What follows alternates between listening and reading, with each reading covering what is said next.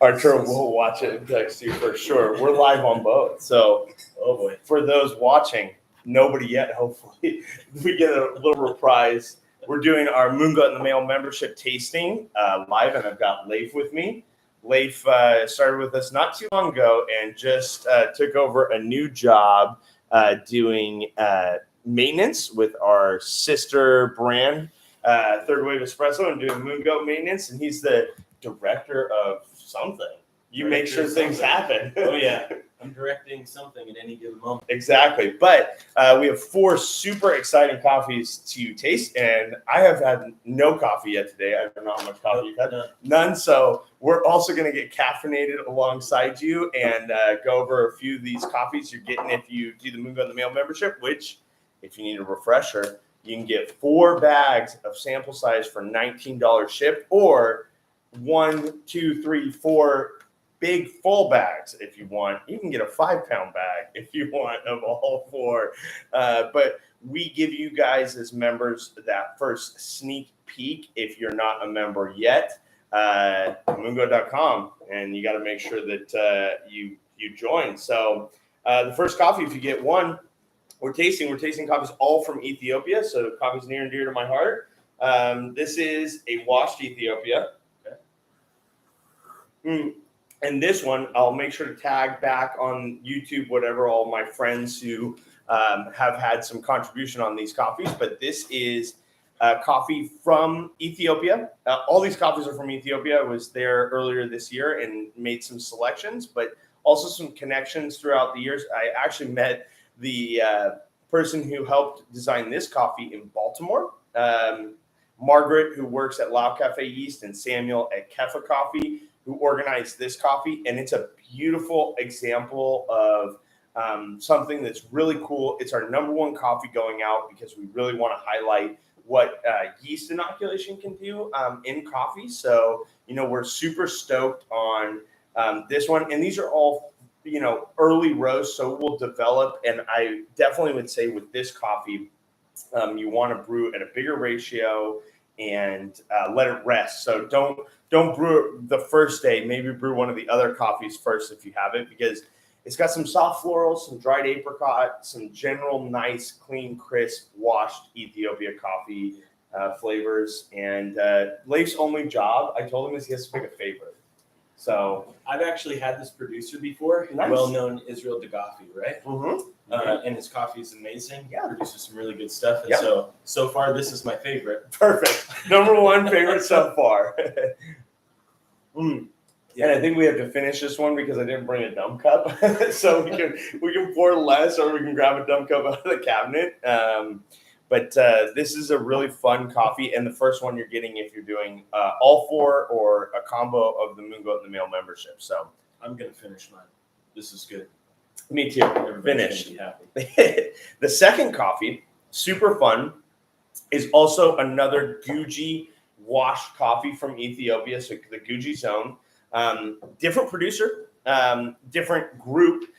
This comes to us from Haile Selassie Ambaye, that exporter, and we met with Sammy there in Ethiopia, which was super fun. And he spent the most time this year at this washing station, Gogogu. So we have a Gogogu washed and a Gogogu natural and a Gogogu natural pea berry. And spoiler alert, those are the next 3 coffees in the subscription. Yeah. So as many times as you can get me to say Gogogu, I think Leif will probably ask, how do you say that again? Grogu? Is that where crossover Gogurt? Coffee? Yeah. But this coffee is great to pair because it's another Gucci, it's another wash coffee. But you can really see what the yeast inoculation does to the coffee, side by side. And we just had the coffee prior to this. And I would say the main thing is texturally, the coffee before this was way heavier bodied. Probably something I would much rather put on espresso.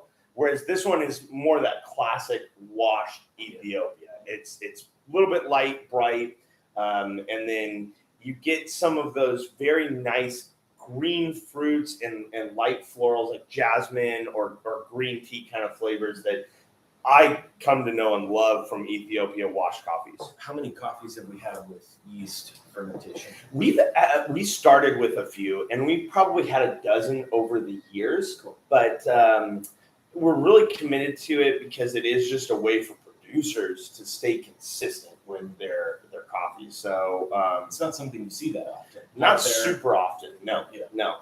Which is why Margaret at Lao Cafe even actually talks to me, is because it's not as common, and we're a small fish and we buy so little coffee. But we were even honored we provided the coffee to their annual summit. Lao Cafe is the kind of like Third Wave Spro is the sister company of MoonGoat. Lao Cafe is the sister company to a much larger yeast provider to the wine industry, Scott Labs. So cool.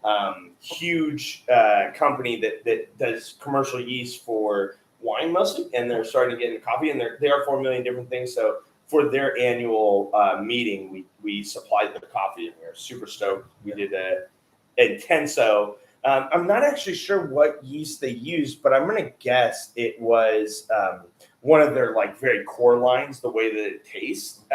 Not that yeast has a taste; it's more like what does it bring out in the coffee as it tastes. So because it brings other notes or other things alive in the coffee, or it has the potential to. Totally, because there's yeast in every coffee fermentation, right? It's just a matter of do you know what yeast it is, or do you not know what yeast? We should get some of our house sourdough. That's right. Yeah. And there are a couple producers who are doing some starter fermentations for sure. Wow. I don't know how good they taste, but we'll find out. Yeah, so this one, even sometimes if I'm having a filter coffee, I might prefer this one.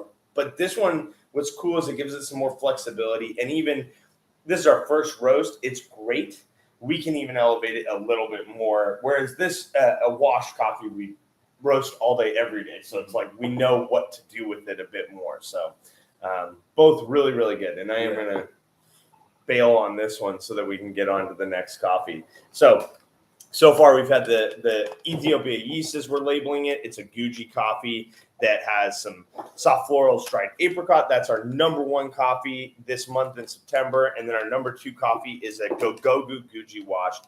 The tasting notes that our roasting team so nicely put on there, lemon, candy, and berry yogurt. What's cool about brewing coffee is we brewed it on a home brewer and a home grinder today. So it'll be much closer to home. And it's a little bit more green and jasmine-y and floral than the tasting notes on the bag. But what's cool is you could probably taste a bunch of different tasting notes with that. And then our third one, same washing station, same export group, and Gogogu Guji Natural. So this one's got some more exciting tasting notes. So I'm excited to try this one. Definitely a natural, much fruitier. Yeah. And I did tighten up the ratio a little bit. These ones I brewed at like a 1:17, or was trying to shoot for that. This one was more that 1:16. So you get that little heavier flavor off the bat. But lots of cool flavors in this coffee. We got cranapple juice and lacto fermented raspberry on the bag, and I will agree with the cranapple juice 100%.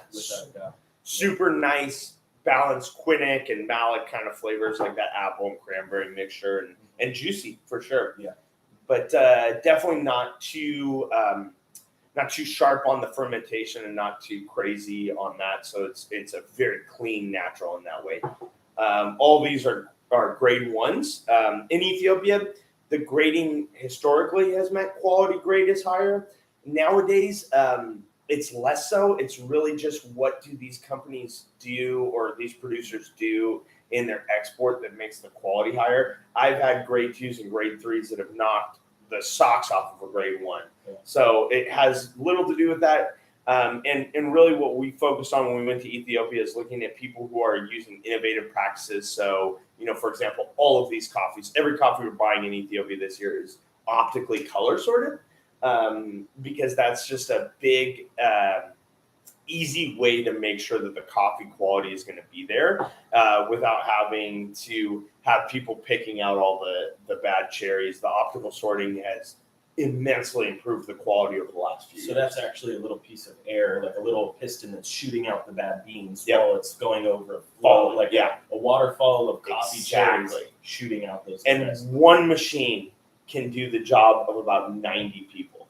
So efficient. of picking, yeah. So it's an insane and I've thing. heard you say too, that's not that 90 people, now their roles are being redirected to other things. It's not losing jobs, it's actually facilitating them to do something else, right? Something better than picking the seeds or working less hours. Yeah. So that's a huge thing is a lot of times in a place like Ethiopia, the shift work is 12-hour shifts. So, or longer, right? 6 days a week. Yeah. So now they're like 10-hour shifts instead of 12-hour shifts. So it's a great thing. And you've never seen people work as hard as an Ethiopian coffee export warehouse. I mean, it makes us look like wimps on our best day. So we're sitting in front of the screen drinking coffee. Exactly. So definitely. But these were really cool to be able to visit these warehouses and kind of see the work that they're doing. You hear about it, but seeing it is a whole nother firsthand experience. And such a cool experience to be able to bring back some flavors of Ethiopia to share with you guys. So even though I love that coffee, I'm going to move on to the next one, which is the exact same coffee, but the pea berry sorted out. And, pea berry is a genetic mutation where the seed is just one seed inside the cherry. So it's rare. And in this case, I actually do think it's a full half point, if not point higher in terms of quality in this coffee. So what does that translate to? I think because points can be so arbitrary. To me, it is just a bit more vibrant flavors and a bit cleaner of a cup. Where that, flavors before were like crayon apple, this is to me like raspberry jam. It takes it from being densely fruity and fruited to being like over the top fruity. Yeah. And so the genetic mutation is actually, they found a pea berry, then they planted that. Now that whole tree will produce half bean cherries. That sometimes I think that they will try to do that, but they have relative success. It's more just on a random branch, you'll have a few seeds that will be this. So this is a sorting that's happening not in the fields, but happening at the export station. Part of what their investment in infrastructure with Haile Selassie and Bai, what they can do is actually also sort out the pea berries optically. Wow. So they can actually shoot out all the pea berries. So whereas before it would just get sorted into grade 1 because they're small. Yeah. Now they can actually have a distinction where it's not just maybe they're pea berries because they're really tiny. Yeah. Or too small to sell as grade 1. They have to, be sold to the local market. It's like now they can actually sort that out. Yeah. So that's another reason that optical sorting is such a cool thing. And it's kind of crazy because it's AI driven too. So it's like, oh no, AI's coming for our jobs already in coffee. They're coming for our coffee. They're coming for taste our like raspberry. Wow. Yeah. Thank you. Thank you, AI overlords, for this delicious coffee. Yeah. Yeah, this is really delicious. I think the bookends or the first Ethiopian and then the pea berry really stand out beautiful. They're all really, really, really good in their own unique way, but I think the bookends of this were I will also agree with you, and so that means you have to get all 4 if you want to. If you're not on the subscription and you want to join the subscription, so if you do want to get all 4, the best way to do it is you can get a sampler pack. That's the cheapest option we offer, and we're committed to trying to keep that as cheap as possible, so that you can try all 4, and it comes shipped free. But also if if you're drinking coffee at home and you don't want to think about it and you want to have some variety, getting all 4 bags as a mixture is also a great way. And so these are the 4 curations. And then next month will actually also be all Ethiopia's 4 different coffees. So we're super excited. Those are actually getting here today. So we've got a Whoosh Whoosh, we've got a Geisha Natural, a carbonic maceration Geisha, and then a grade 2 wash coffee. That is the best wash coffee I've had from Ethiopia this year. So not to tease next month's already. We haven't decided which order or how we're going to roast them, or we can change our mind. But Ethiopia, all Ethiopia this month, and then it's going to be all Ethiopia next month. So thanks for tuning in, and we'll pin this for subscribers, and we'll hope that you guys have a beautiful Friday. See ya. Parting thoughts, and now.